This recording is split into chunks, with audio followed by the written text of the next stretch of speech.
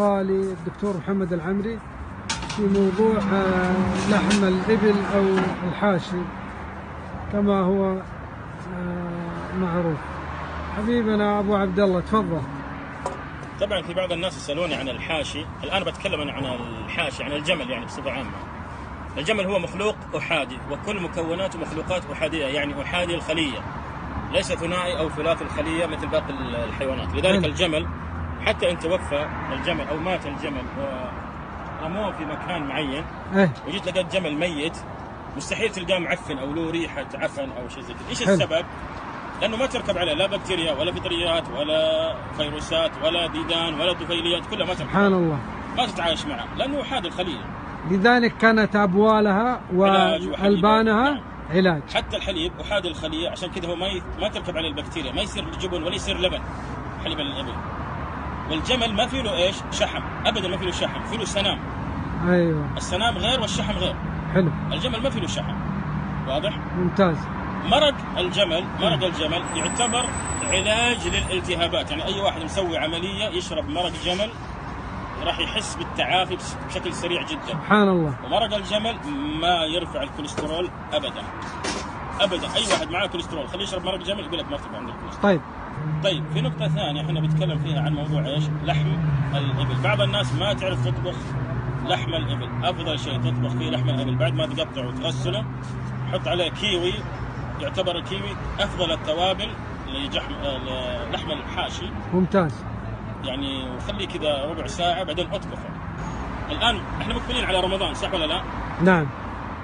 كنصيحة مني، لحم الحاشي السحور خلي لحم حاشي لو يومين في الأسبوع.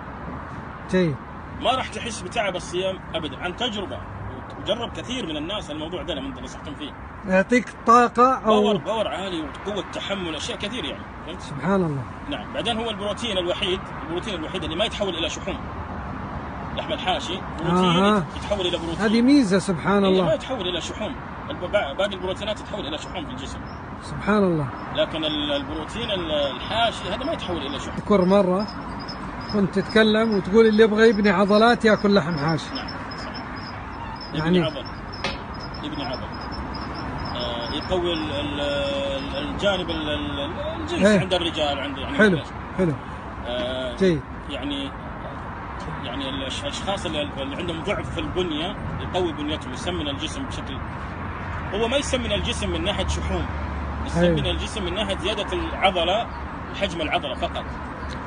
طبعا كلمه كلام المقدمه اللي قلتها في المقطع السابق كانت مهمه وفيها تاكيد نبوي بان ابوالها والبانها علاج وشفاء.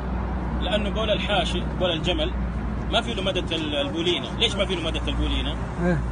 الإنسان أو أي حيوان يشرب الماء، أي مخلوق يشرب الماء هذا لابد أنه يمر على الخلية الثنائية أو الثلاثية، يمر على الخلية ويخرج. إذا خرج الماء هذا يعتبر الآن إيش؟ فضلات.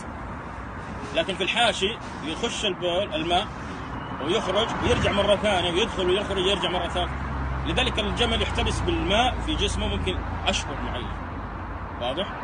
سبحان الله. لأنه ما في له مادة البولينة. البولينة هي مادة سامة ممكن تقضي على المخلوق اللي، فهمت؟ إذا كان احتباس.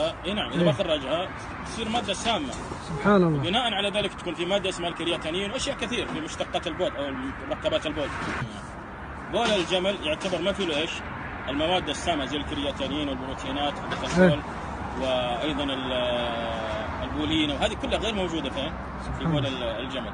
والأملاح اللي موجودة فيه هي أيضا أحادية، لذلك ما تحتبس أيضا في الجسم. تعتبر بول الجمل علاج للكبد، خاصة إذا كان فيه تشمع أو التهابات أو مشاكل في وظائف الكبد، الاستسقاء، احتباسات الأملاح الموجودة في بول الجمل تعتبر إيش؟ علاج للكبد، بس بشرط إنه ما يعني يتم التلاعب فيها. بعض الناس تغليه، بعض الناس تسخنه، لا ما تتلاعب فيه، خليه زي ما هو طبيعي وتعالج فيه.